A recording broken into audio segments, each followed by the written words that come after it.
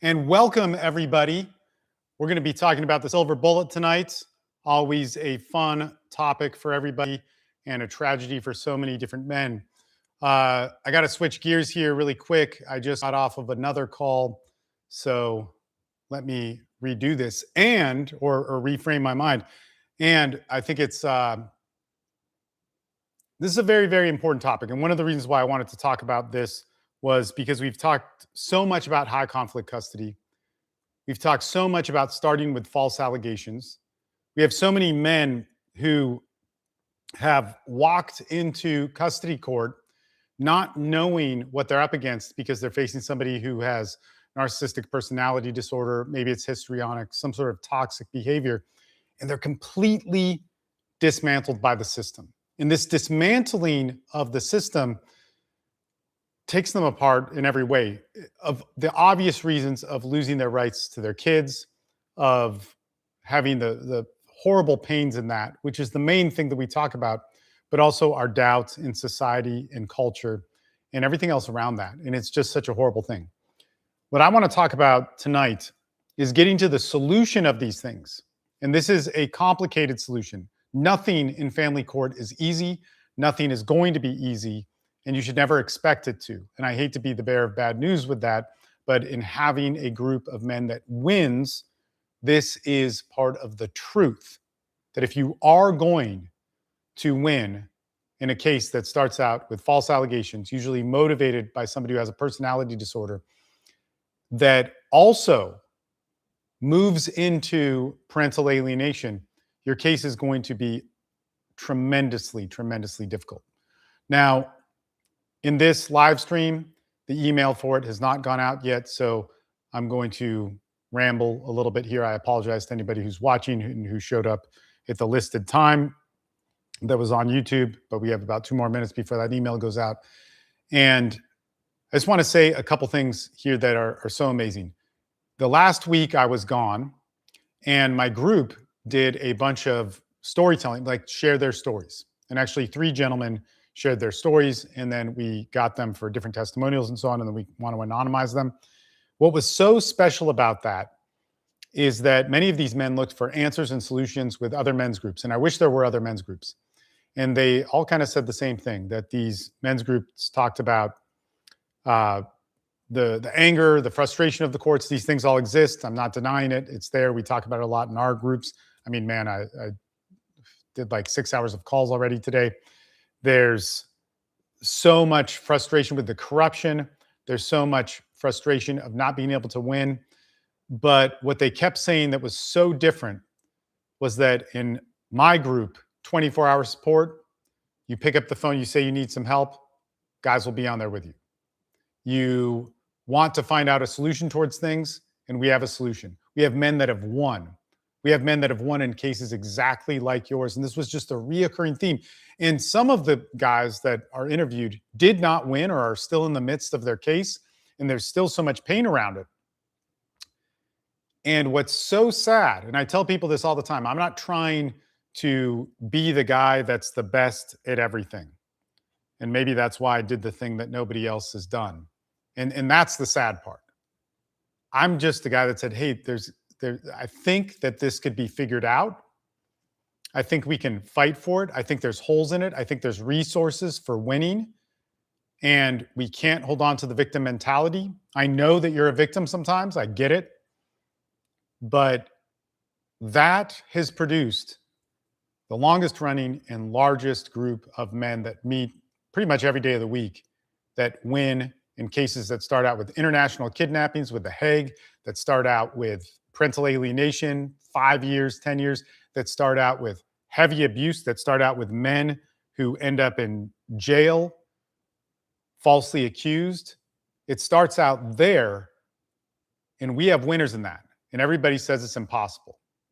So what we're going to talk about tonight, okay, and I think the email's gone out, so viewers will come on. We're going to have a call after this. We're going to have a call after this in about 45 minutes. If you're not on my email list, you want to get on that email list. You can get there through the links in my profile and whatever. You can talk to me. I'm going to cut the live stream once the call starts. just for privacy issues. It's just better. We used to have it on the different live streams. And I'm probably going to keep this live stream private to the paid members on my YouTube. Right now it's public, but maybe for 24 hours, I'll keep it open to the public. But the reason for that is that it's not a streamlined live stream. This one's going to have some improvisation because, like I said, we were doing a lot of calls today, and as I was working on the script for this, it was something that I wasn't complete with delivery. And thank you guys for coming on, that they've watched my videos and found them helpful. And you're a woman, that's great. I'm making these videos for any parents that can't see their kids.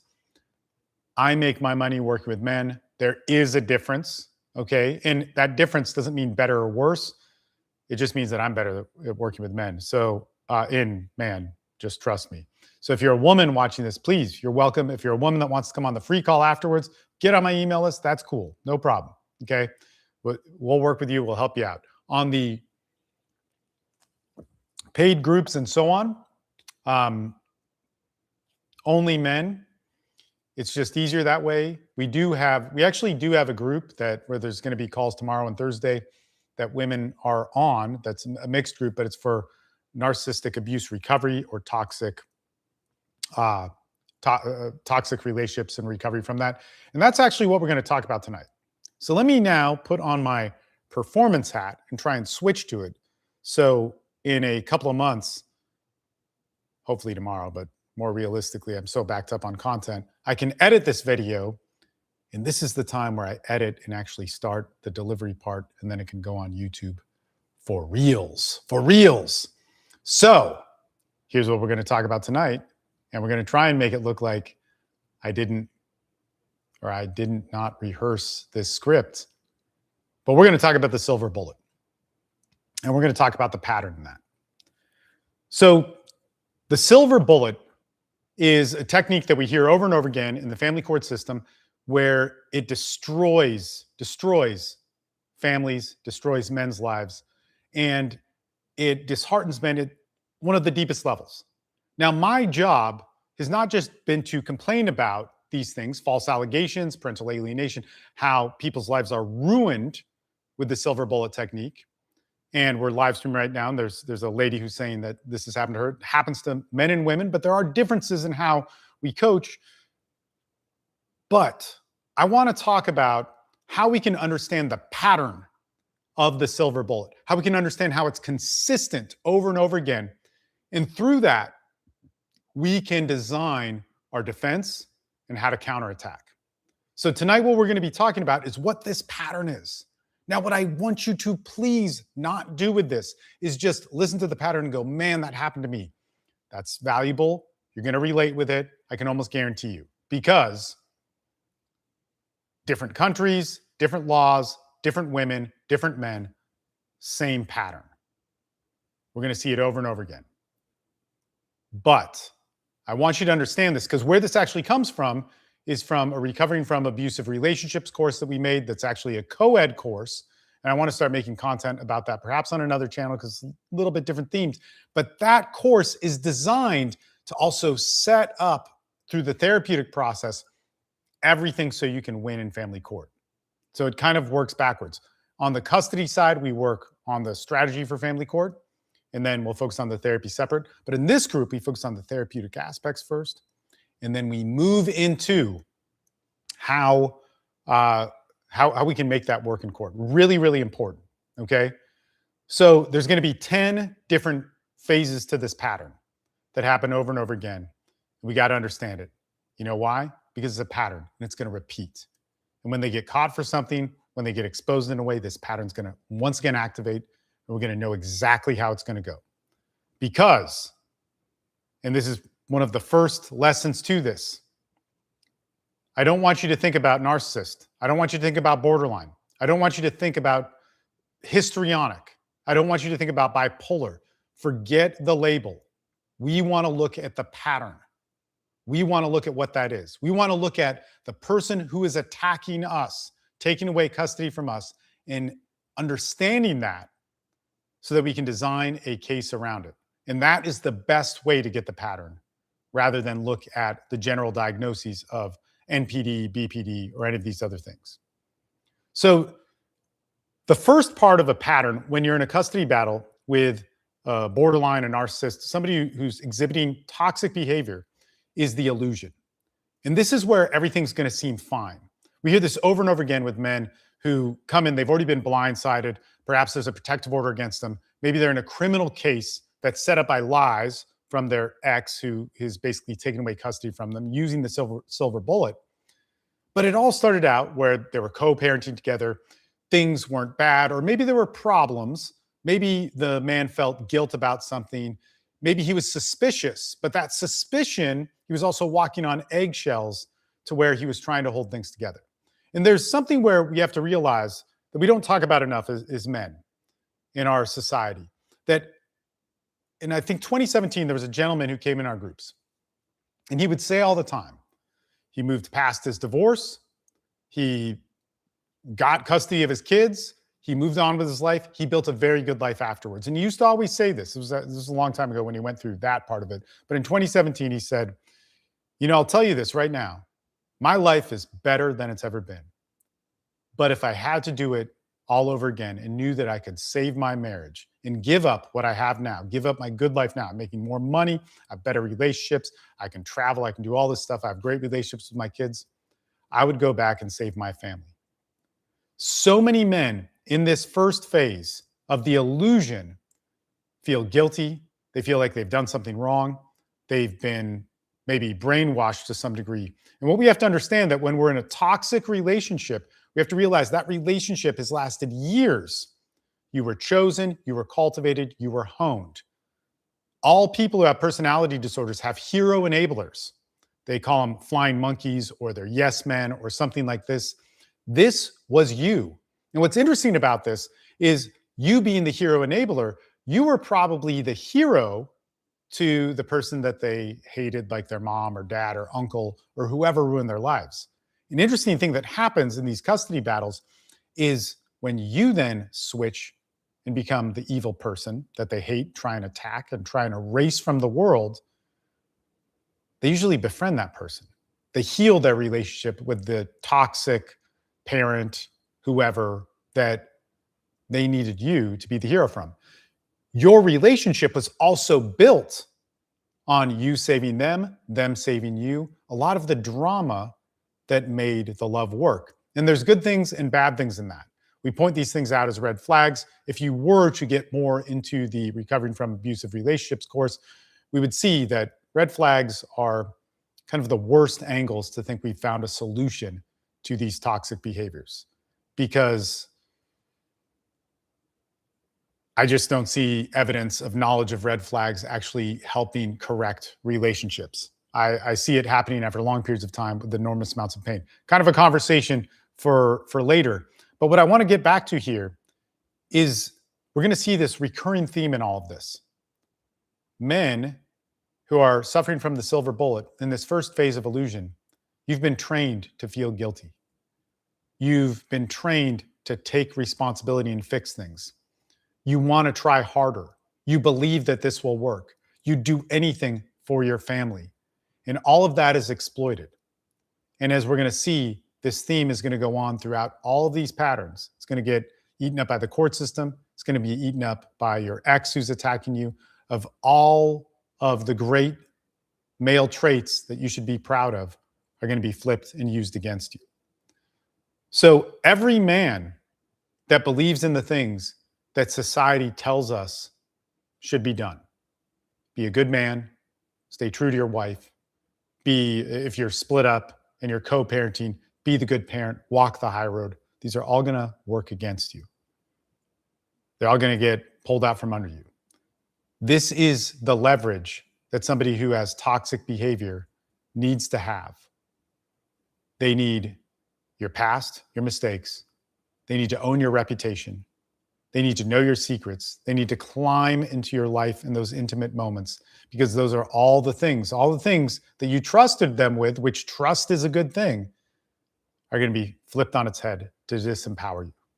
And that's phase one. Now, phase two, when we're dealing with the silver bullet, is she doesn't attack when she's emotional.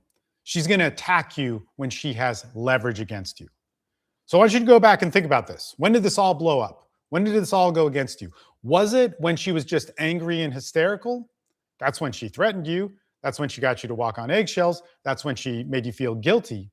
But when it actually happens is when you're tied up. And this is where it ties into male guilt in so many different ways. You're tied up. Maybe you lost your job. Maybe you're going through a hard time. Maybe you got a DWI. Maybe you got into some trouble for something. Maybe she got caught. And when this happens, this is where the ripcord begins to be pulled. When the leverage can happen. When chaos, hysteria, blame, all these different things can be moved in to completely disenfranchise your family. Now, really think about this. When did this kick off? It wasn't just because she was hysterical or upset about something. It was when she could do it. In the moment you thought that this random bad thing was happening, everything started to unravel. And then this moves into the third phase of when the silver bullet really starts to take place. And this is when it really starts to move. So when we're a man facing the silver bullet in a high conflict custody battle, there's a narcissist. We don't know she's a narcissist yet. We don't know she's borderline. We don't know she's dysregulated and unstable. This triggering event is where men get destroyed. So something happens. The police get involved. The kids are present. Everything escalates. And in this could have been thought through. This could have been premeditated. But I'm going to tell you this, and this is where we need to start understanding this. We need to start really looking at this. We need to start studying each other's cases. This is why it's so important to be in a community, is that this wasn't that thought through. Maybe it was thought through to call the police, call CPS, make a false claim. It was there, but they didn't really know how the process would work. The fact that you're still in good man mode, you're still in giving the benefit of the doubt, that's still where you're going like, I could walk the high road here. I could forgive her. These are all things that allow her to stay 2-3 steps ahead of you. But it's not much more than that. I'd say mainly 2. So you think this is just a misunderstanding. You can't explain why it's happening. The shock and awe happens. You're thinking like a good man. And in this, there's chaos that's been slightly engineered. Police get involved. There's some sort of charge. Maybe the police don't charge you, but CPS gets notified and the state starts to move. It starts to move. It's complicated. You can't figure it out. You don't know how it works. You don't understand the difference between talking to police, CPS, guardian ad litems, judges, lawyers. You don't know how to find a family law attorney, and you just want to talk to her. And all of that because, according to our society and our culture, that's what you should be doing. And even me talking to you, person to person, human being to human being, this is also what you should be doing. Why should you have ever looked at how deceptive your ex could be? Why should you have done that? Why would you have studied that? There's no reason. But now we're here and we have to switch gears. This is where it gets to phase 4 in the silver bullet. And here is where I want you to notice it, because we're going to see this pattern, and it's the first big hole in everything. It's the first big chink in the armor that I guarantee you don't notice. And you're probably watching this and you want to convince me that your ex is different. Phase 4 in the silver bullet is the narrative explosion. This is where all logic dies. So remember, she didn't get triggered emotionally. She got triggered through leverage. When she saw leverage, she left you. But that's logical. But at this point, it does get emotional. Now, the pattern continues. The narrative explodes. She calls you everything under the sun. She says you're abusive, you drink too much, you're controlling, you're dangerous, you're a drug addict, you're oversexed, you watch terrible porn, you assaulted her in these ways, you assaulted the kids. And all these stories are going to be told to her main audience first. So let's go back into the psychology of this, because this is important when we get to how to dismantle this. And if you want to just jump ahead to how to dismantle this, you go to the playlist down below if you're watching this on YouTube, and you go under the false allegations or narcissistic abuse or the spearhead lie, any of those playlists, and you look at how we can exploit it right here, right here. This is where we got to be taking notes. You're going to be hurt, heartbroken. You're going to be confused. You're going to be rocked. You're going to think the world's unjust, which all those things are valid. But every single one of those stories of false accusations, of that narrative explosion, is going to be told differently to each person. That's the thing you don't know. And that's the thing where evidence is going to start to matter. Okay, so if this is past, 2 months in the past, we want to go back and get that if we can. All right, depends on how deep you are in your case. What I always say with cases, where you're at right now determines the road you're going to take to fair custody. If you do not take into consideration where you're at right now, you're going to pick the wrong road. But she's going to say to her main audience, which is going to be friends, family, even your family. Okay, if somebody has a personality disorder, they're going to try and fool your family, and they could be successful at it. They're going to talk to their friends. That's the most important thing. It was a surprise when she went to the police, CPS, or the judge, or whoever it was, that they paid attention as much as they did. I can almost guarantee you they could have thought that this would slam dunk, take away custody because they're a badass boss babe or whatever she thinks she is to justify that, but they didn't realize just how nasty it could be. Now, don't get me wrong, once they taste that power, they go for it. And we're going to get to that later in the phases. But at first, well, she's telling CPS, doctors, medical examiners, let's say there's some form of child abuse, CPS workers, different stories. Okay, now to the guys who are saying, but I did that. I pointed that out. I took it to the judge. We're going to get to that. We're going to get to that. You got to do it right. All right. Remember, we're in a biased system. We're in a system that's always against you. And you can either have that belief to just quit and give up, or you can say, oh man, there's a system that's against me, so I'm going to be airtight in how I do everything. Airtight. Okay? So she's going to say all those different things. He's a sex addict. He watches porn all the time. He's an alcoholic. He's a drug addict. All those stories, different people that are going to be contradictory. Now, where this is important is when you get to your structure of your case. When you get to structuring those cases, if you watch those playlists down below to properly structure your case, you are going to need to look at how do we use that in the right way? Is it going to be subpoenaing them? Is it going to be not producing extra evidence against us by being angry? But you're going to find that those stories don't match. And guess what?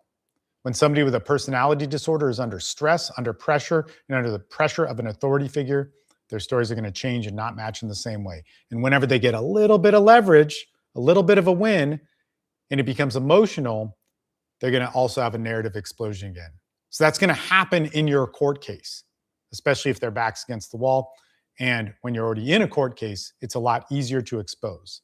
Meaning that if you're already in a court case, there's already a guardian ad litem involved, and you've watched my videos to learn how to talk to a guardian ad litem. You're in my upper tier groups where guardian ad litems come on and talk to you and rehearse with you what interviews are going to be like, which is actually happening tomorrow night. It's supposed to happen tonight, but she rescheduled. And you're going to understand that when the pressure goes on, a lying person enacting the silver bullet technique, they're going to have a narrative explosion. They're going to change their story when it counts. And there's going to be no distraction because you are working the system properly. Okay? She's been doing this her whole life. You've seen it over and over again. How did a narcissist, a borderline, a histrionic personality disorder person develop these traits? How did they get that personality disorder? Through trauma. They got it through trauma, and they practiced with friends and family. And they didn't practice with authority figures until later. This is very important to get. Everybody, when they're doing this, they tell me, they swear to me that they've done their research, they believe in logic and rationale, but when you start to break these things down, impulsivity takes over. They want to react, they want to go crazy, they want to fight for justice, they want to yell at somebody. But when you look at how these things developed, you just follow that pattern. Now, it's counterintuitive. It goes against your leanings towards justice, your urges for fairness, your love for your kids. But if we're going to use logic and rationale, and you want proof of it, we can show you that. If you stay tuned to the call afterwards, if you're not on my email list, get on the email list. You go to my profile and you sign up on the thing, you type it in, you can get off it right after the call if you want. You will talk to people who have won custody from similar situations. Okay. So phase 5 in the silver bullet is weaponizing the system. And this is where men truly lose their minds, when the narcissist, the borderline, starts to understand how powerful law enforcement is, how powerful the court system is, how much that they can manipulate lawyers, GALs to fight their little war. And guys walk into it and they think that the system just cares about their truth, cares that they're a good dad, cares that they're hurt, cares that they're angry, and all these things start to work against them. So the system is not there to find truth. I know it says it is. The system is there to avoid risk. Think about this. Your judge, police that talk to you, doctors involved, different lawyers, CPS workers, everybody that comes and interacts with you on this is going to err on the side of caution, because they don't want to be the doctor, CPS worker, judge, police officer that was too lenient on a potential abuser and have a hurt child from it or a hurt woman from it. Now, it's very good to be extremely concerned about hurt children and women. This is very important. We don't want that. But at the over caution of that makes people fail at their jobs so that men get destroyed and kids do get hurt with another form of abuse called parental alienation or whatever it could be, that will happen if false accusations do get taken seriously. We need to have more training in that. There's something wrong with that. But we have to understand that this is a difficult process. CPS, doctors, judges, police, they want to err on the side of caution. That's where you're starting. So even if you've already screwed that up in your case, if a GAL gets involved, if you start working third parties, which you're going to need to if there's false allegations, you have to start right now learning how to talk to them. I do not care if the courts are unfair, the judges suck. Actually, I do care. I want you to talk about that. But when we're talking about winning your case, we're not talking about that. We're talking about how do we get these specific movements in court to happen in the exact right way, because the system is against us. You're a victim of the silver bullet. Okay. So with all of this, if we do nothing, all these people are going to go against you. With all of this, they're all going to support your ex. What your ex cares about, if they do have a personality disorder, is they're going to care about their initial audience. Police officers, GALs, judges, this is their one-off performance or two-off performance. They need to look good for an hour or every 6 months or every 3 months or whatever to fool them, and that's what they're good at. But they're not good at doing it repetitiously, those third parties starting to talk to each other. Because remember, if we go back to the narrative explosion, which happens, they're telling everybody a different story. So this is an interesting thing in family court.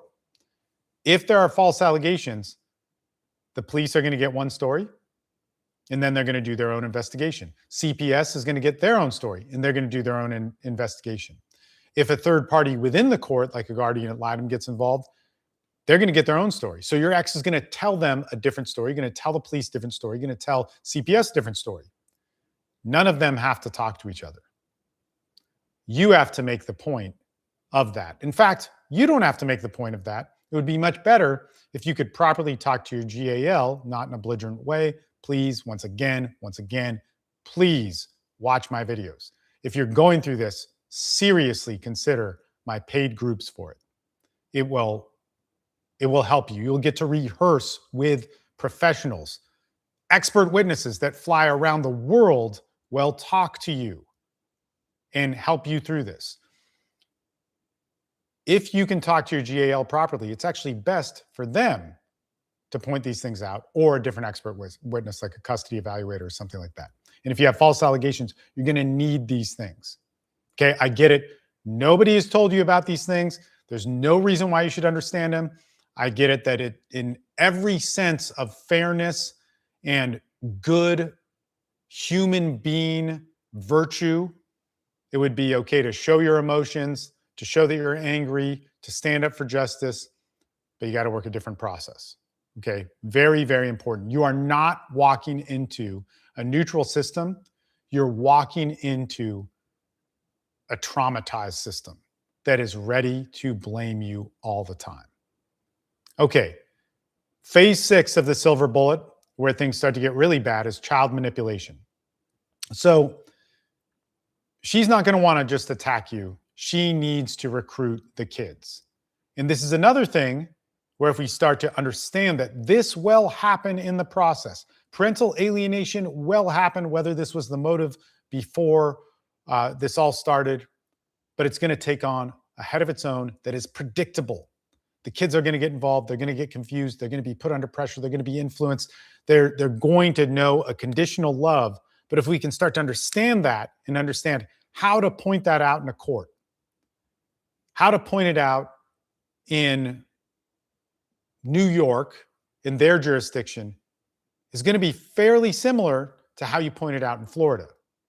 Now, I get it that there are extreme differences, extreme in those two states, but there's going to be a lot of similarities in how we can look at child recruitment, child manipulation, and the psychological abuse of that, how that is going to be demonstrated to the court to where your judge is going to care, not by saying parental alienation, even though that's how we talk about it here, is going to be very similar. In New York, attorney for the children. In Florida, it could be a friend of the court, a GAL, could be an amicus attorney. These are the ways that you need to get started. You need to learn how to interact with those people. So your kids are vulnerable just like you. Your kids are in pain that is probably worse or equivalent to yours,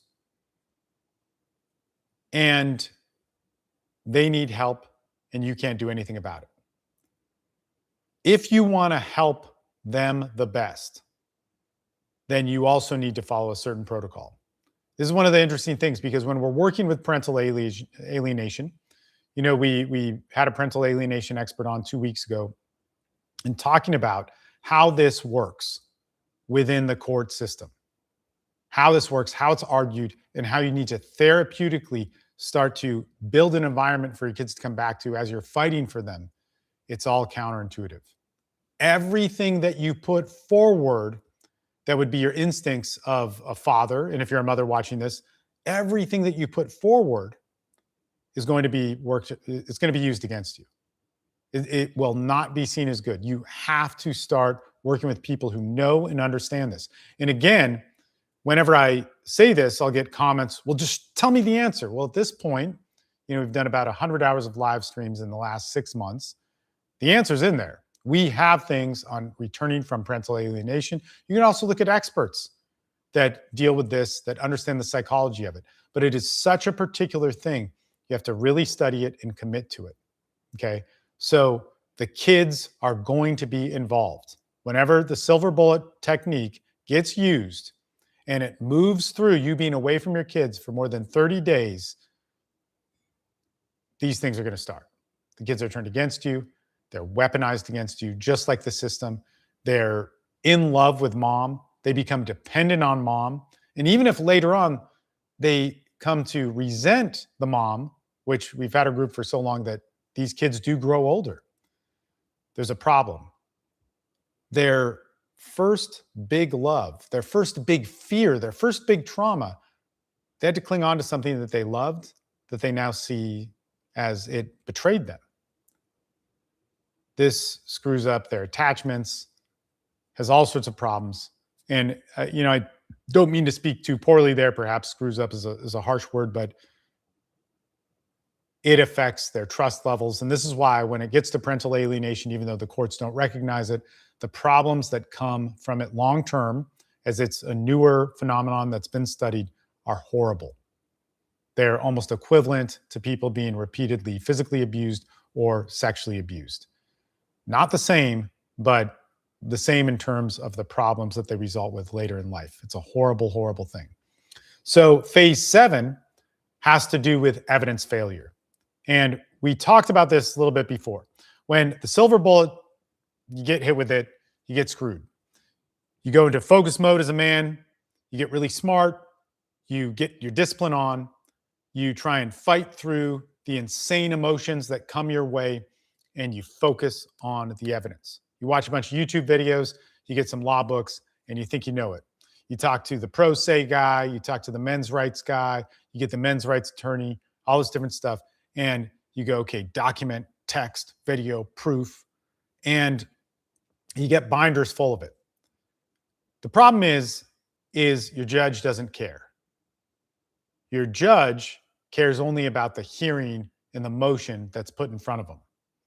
And there's a saying that happens in family court. We heard this on a call the other day. If you can argue the law, you argue the law. If you can argue facts, you argue facts. But if you can't argue the law or facts, the court defaults to whoever is loudest. That's sad, and that's happening most likely in your case. If you cannot properly argue the statutes that matter in the exact motion, if you don't know how your judge has ruled upon these things, if you can't get access to your judge and you say, man, I'm just going to give up, Steve, because I can't see my judge, you can watch multiple family courts all over the United States. You can get access to those through Zoom now, and you can watch how judges rule on this, specifically to false allegations. You need specific types of evidence. You have about 20 minutes to argue your temporary protective order. You have about 20 minutes to say why there needs to be a modification in whatever it is you're asking for.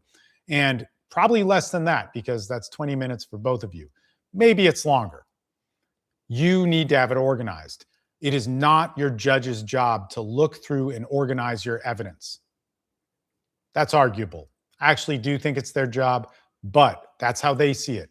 This is the system. This is the system that everybody says is rigged against you and then gives an excuse why they can give up.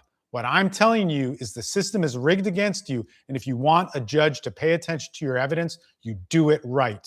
You do your due diligence. You don't just watch the pro se guy on YouTube. You don't just watch men's rights people. You get with people who have done this before and you work with them in it. One of the things that made me so proud was a guy said on one of the calls last week, he said, I don't know if this had to do with Steve, but it doesn't happen anywhere else.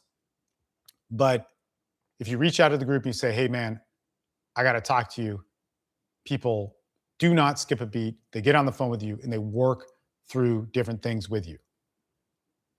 This is something that has been happening in my community for years, and it saves people's lives. You can do that yourself. You can do that. Okay.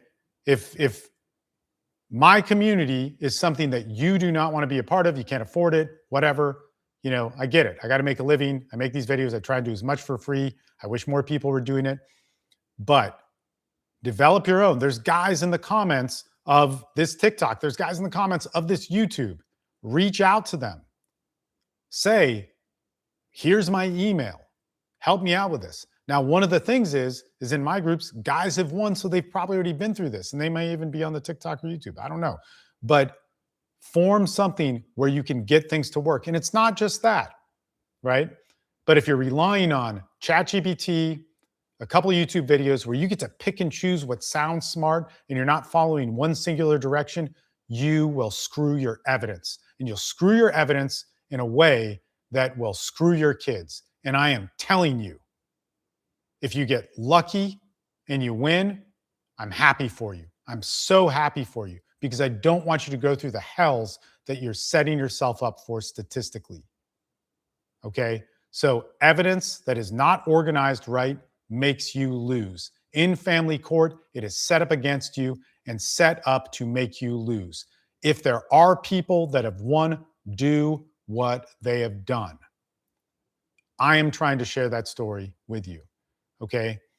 Now, what's interesting here is if we go back to this, if we go back to the narrative explosion in all of this, the pattern that somebody with a dysregulated personality disorder is going to vomit out to the public, they're going for volume and emotion.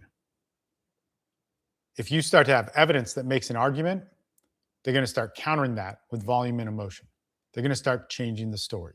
They're going to have the narrative explosion of it wasn't just abuse in this way, it was abuse in these ways. They're going to start introducing things that are going to just disrupt the court system while you're doing it right. You need to get this right. And again, if you're sitting here watching this video going, well, show me how, go watch the 100+ hours of live streams of me breaking down the court system, how to talk to the judge, how to see the judge, how to interview a lawyer, how to talk to a lawyer, how to fire your lawyer when you need to, how to work with a protective order, what phase are you in your protective order, how do you get it dismissed, how do you have a group that not only gets protective orders overturned, but modified, permanent protective orders, which does not happen. How do you do all of that? These things are in the wealth of videos down below. If it is too hard to watch the hundreds of hours of that, then consider signing up for my groups where I help you personally. All right, rant over. Phase 8 of false allegations in the silver bullet technique is going to be identity weaponization. We already talked about this. Everything that makes you a good man, everything that makes you a strong man is going to get used against you. And it's going to get used against you in the long term. So not just at first, but let's say you're a veteran. Let's say you're a fighter. This was used against me. My cauliflower ears were pointed out in my grand jury hearing that this would ensure that I was a violent male that had to abuse children. If you're somebody that is an entrepreneur, if you're somebody that can stand up for yourself, if you're somebody that can walk into a dangerous situation and not show fear, all these good traits, all these could be even well-respected traits by a politically correct culture.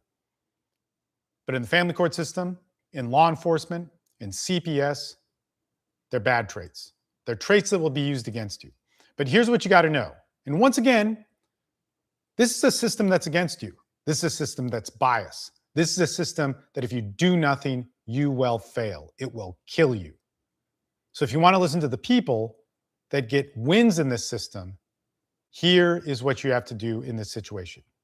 If you're a man, you don't need to let go of those things. You don't need to shame yourself with them, but you need to change your narrative with them. Because every CPS worker, every police officer, every judge, and the judge is probably the most important thing, wants the token man that is strong, confident, alpha, whatever you want to call it, that has learned the right ways to communicate in a politically correct culture so they could say, I am not prejudiced against men. See what I did for that guy? He has cauliflower ears and is a war veteran. He must be a guy that proves, because he acted accordingly and did whatever respectful things, that proves that I am not prejudiced towards men. People always say that. Somebody wrote a Yelp review about my judgment or whatever it is.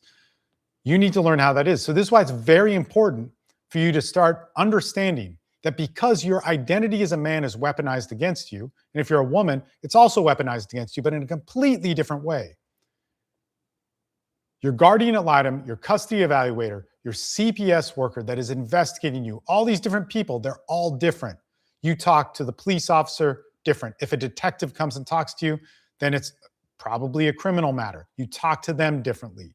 You talk to your judge differently. You talk to your lawyer differently. You talk to opposing counsel's lawyer differently. You talk to the county clerk differently. In all of this, you need to know that you have an advantage of your identity of being a stereotyped man. Somebody who has a strong mind, confident, somebody who is going to think of you as dangerous, and you reverse that on them. You talk properly to each one of them. You train for it. Once again, Look at some of the playlists down below, try and find them. The second to last video on my YouTube from the point of recording this is about guardian items. Watch that. It came from a live stream that was probably 2 weeks before that. Watch that.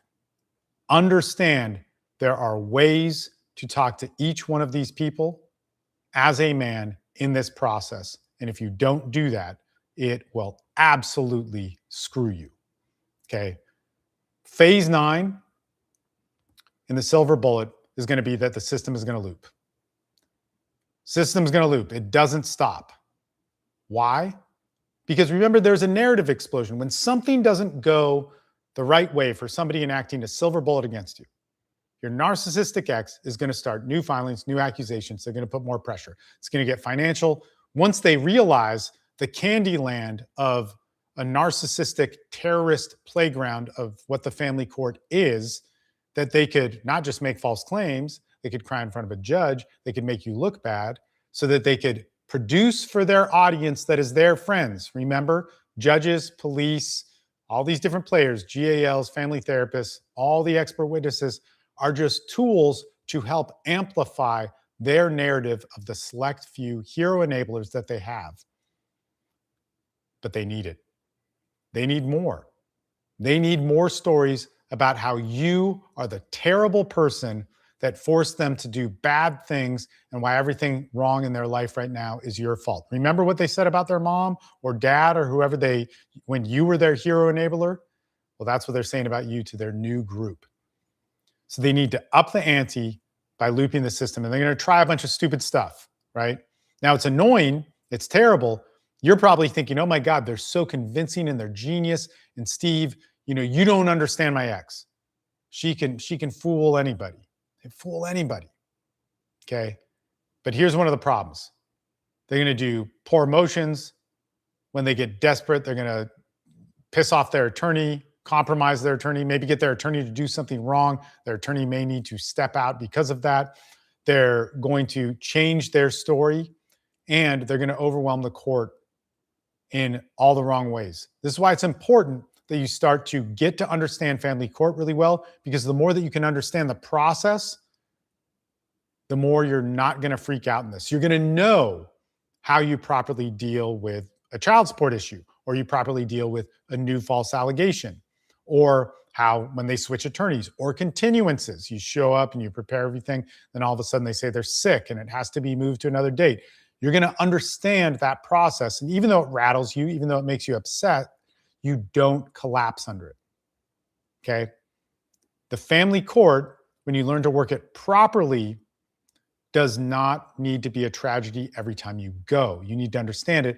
And when that starts to happen, believe me, they will start to collapse themselves on it. I know you don't believe me, and I can show you proof actually, we're 4 minutes past the time that I was supposed to start the Zoom call, but I can show you proof from the guys on the Zoom call who have won, probably with cases far worse than yours. Mine, probably far worse than yours. And it kind of gets to a point with how bad my case was that you just stop. They're just so bad. It's like, man, it sucks. This happens. You can count on this. Okay. They're going to loop in the system. They're going to keep trying to press the button. They're going to do it wrong. And when you get the process right, it's going to work against them in the court. Because who are you trying to influence? You're trying to influence the judge. And when they can't work in the judge's courtroom, the judge is going to kick them out. Okay. The last phase in the silver bullet is the phase that takes out the man. And you can't let it take you out. And it's the breaking point. It's the point where every man that comes to me says, I can't do this anymore. I have no more fight left. Every single guy, without exception. I can't do it. Steve, you're telling me this is hard and it's going to get worse? F it. And I'm going to tell you something. Maybe I shouldn't say this, but every guy that makes it to the end that wins says, if I would have told myself back then what I would have had to do, 5 years ago, 10 years ago, whatever it was, I would have given up. But see, this is the difference of the modern heroes. And I say this all the time. We have heroes in our culture that are made up, that are images of what men should be. And the heroes that I know are men who have won custody of their kids. There's other vets that I work with with PTSD issues. There's drug addicts that get clean. There's all these different things that I've obsessively worked with for 20 years now. And those are the real heroes because I've seen them do insane stuff that defines what a good dad is, that defines what having virtue or integrity is, that defines it. Stuff that that I don't think I could do. I've never been challenged to have to love my country to that level. I've never been challenged, well, I have with my kids. I've never been challenged in certain areas to have to be somebody that goes above and beyond. When I see their lives, I don't think I could do it. Those men don't look like the men who are on the posters of the masculinity fanboy, whatever. Those men look tore up. I don't know how I made it out alive. When I go and think of my story, and it's not just with custody stuff, it's with the other things, PTSD stuff, addiction stuff, whatever it is. Man, I can't believe I made it. And I'm pretty good now. Like I feel good. You get traumatized by it. It can upset you, makes you walk with a limp, gives you gray hairs, but you can do it.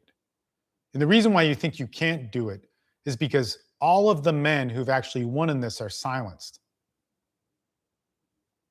You think you can't do it, but day by day, step by step, moment by moment, you can do it. But you also have to do it right. This is one of those things you cannot do wrong. It is truly walking a tightrope to win in family court, recovering from the silver bullet. The way it breaks you is through everything caving in on you. And the last thing that's going to go is you. And I'm going to tell you this, in knowing so many men who have beaten this, who've made it through, it's not the mental toughness that everybody talks about. It's not the stuff in the Jocko book. It's not the stuff in the David Goggins book. And all these people, they're sharing good things.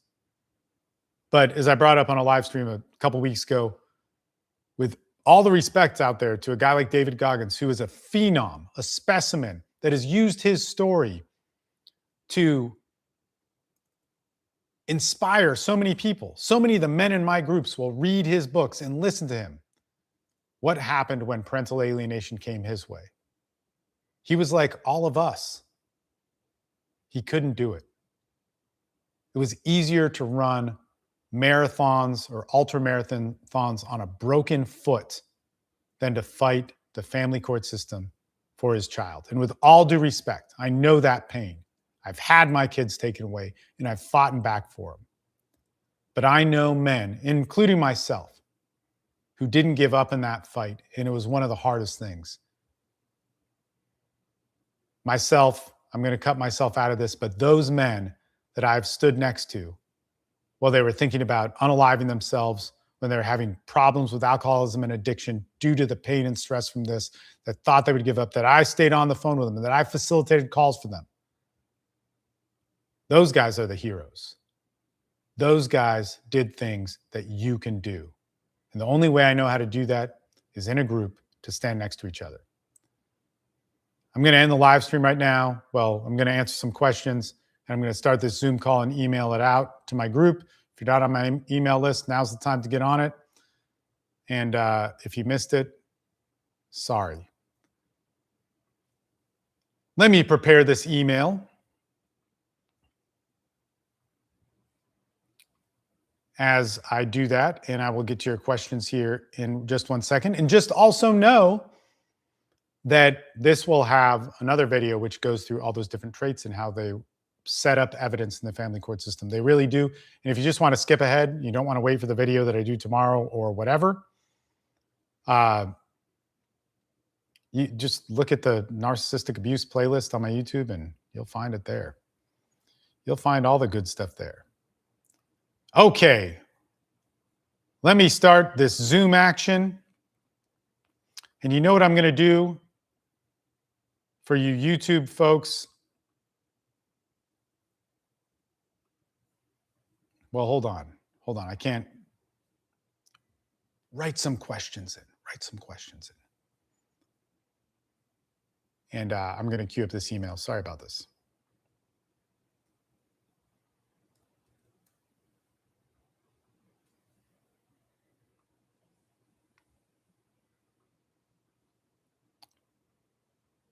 This was very helpful. I am a woman. Hey, hey, you women on here, you're awesome. There was so much. I'll as they say, free ball on this for a second.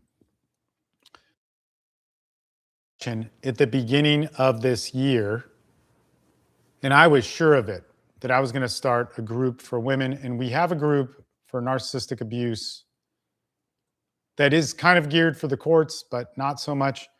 But all the other business people that do this with me said no. And the reason why that is, and like, please understand this. So if you're a woman watching this, you get something out of this. The group's got to be divided. It's just too hard. Okay. I get that there's a lot of things, and it's not that I'm looking down upon you and not caring about your pain. But what I would also say and just question is, I hope people step up and do this. I don't know why people don't do this. Like, please go to my YouTube and subscribe. Like, there's like 26,000 followers.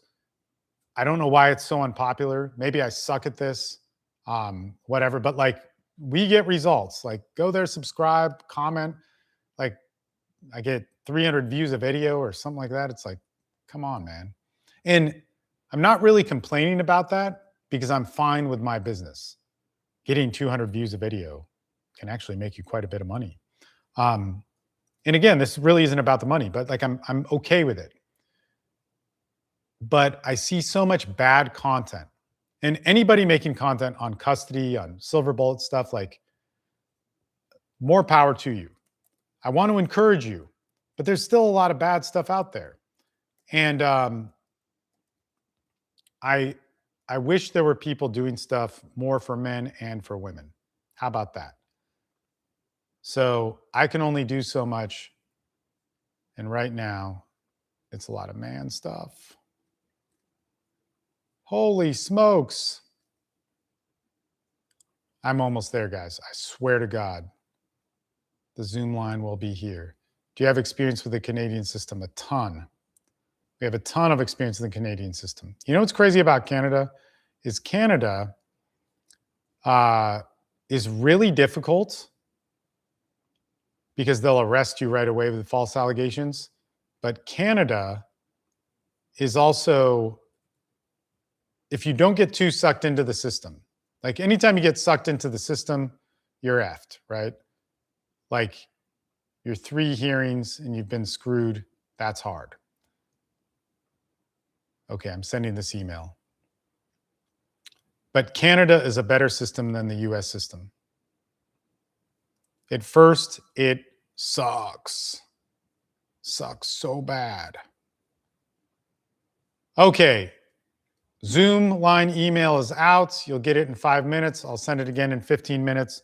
And from this point on, I'll answer some questions. Okay, so now that I can focus and have that queued up, and hopefully I didn't do it wrong.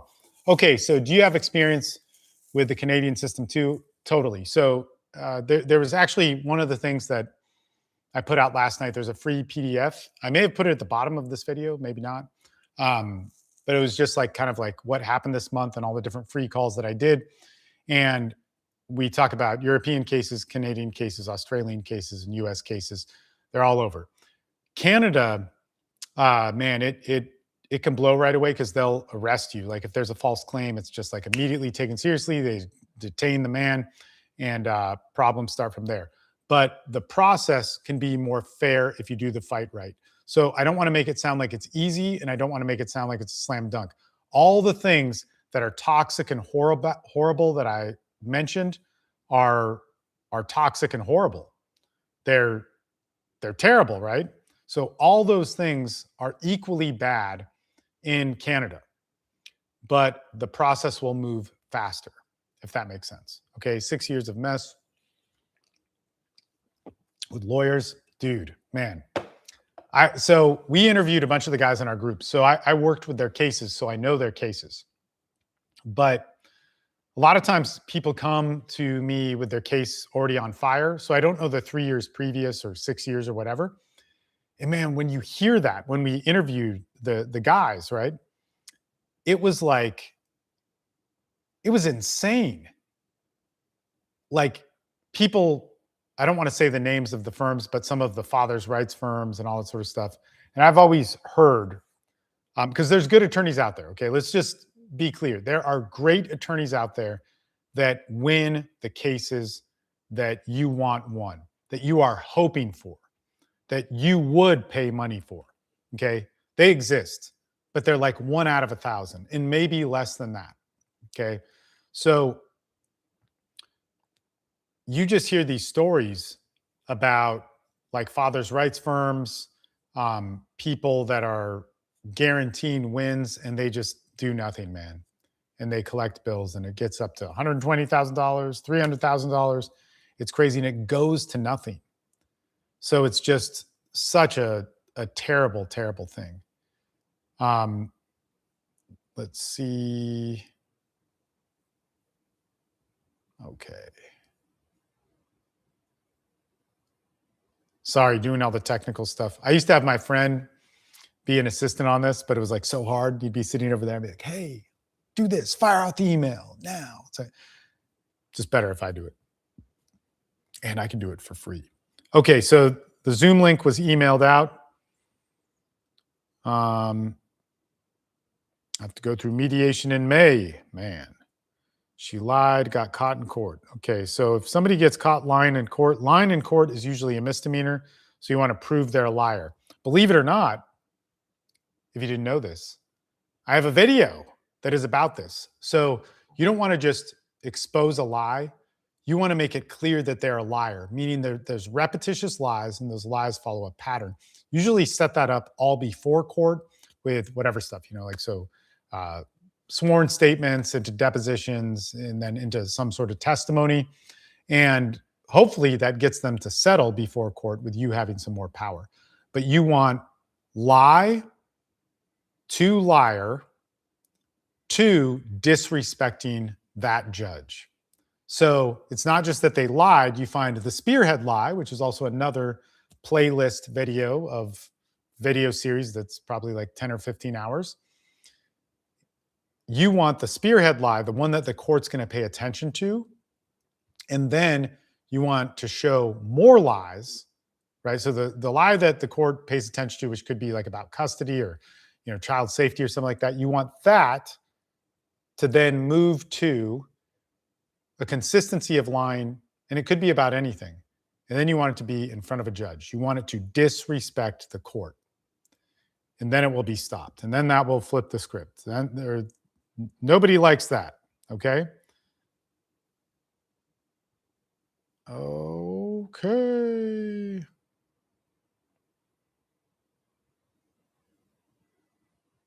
All right. All right. It's always so weird looking on TikTok comments because they go backwards. So appointed lawyers, lawyers. Okay. All right. Man, there's a lot of activity here. I'll just be real with you guys. I'm massively dyslexic, so watching these can be tough. Oh my gosh. And look at that. We have a few people on here. Coming on. Man. Hey, guys who are on the Zoom call, let's not talk just yet. I actually have you guys on mute. Hey, Canada's there. What's up? I have you guys on mute right now. So if you guys do talk, we can't hear you, but I'm gonna stay on the live stream just for a little bit.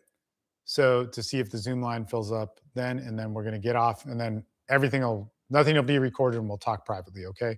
It's just better that way. I used to have it to where we would try and record it, but I just think that's a bad idea. Let's do another email in about 10 minutes.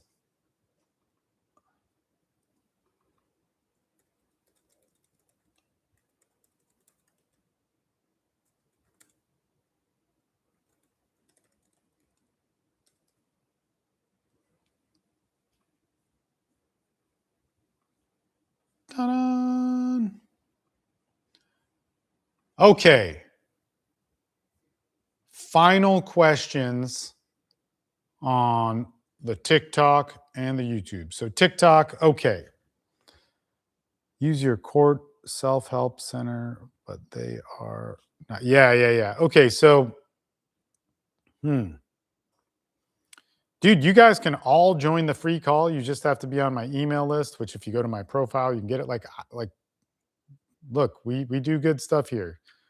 I get that these are late, but I work all day on this with other calls. Like we did a lot of calls. So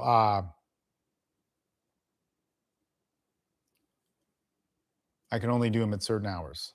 I mean, literally. Okay, we got a shit ton of people on now. Well, not a shit ton, but enough. Enough to keep me busy for an hour or so. So that means I'm going to get off, guys. If you're not on my email list, you can. There'll be another email out in a couple minutes. And we email out a lot of content. I'd like to say it's all good, but you don't need to stay on it. And I got a business. My stuff is worth it. It's great. But I'm probably going to do a live stream tomorrow, probably around the same time. Actually, a little bit later because we have calls up until 10 p.m. Austin time. So it might be around the same time. It might be at 10:30 Austin time. That's when I started this. And but yeah, we'll talk tomorrow night on the live stream if you want. And we may or may not do another free call. They're hard because I do like 6 hours of calls a day, and this will be probably 7 or 8. That's a lot of talking. Okay, guys, thanks so much. What time tomorrow? Don't know. Get on my email list. But if I were to guess, 10:30 Central Time, same as this one. All right, later TikTok. Thank you guys so much. And look at that. Today, I made 40 cents. 40 cents on TikTok. Amazing. And look at my messages. Oh, it's guys in the group talking. They're not on the call. Okay, YouTube. I'm going to kill the YouTube live stream. Thank you guys so much. We'll talk soon. Plus, nobody likes the rambling part of the live stream. Let's get to the Zoom call. Talk to YouTube later. I appreciate you guys.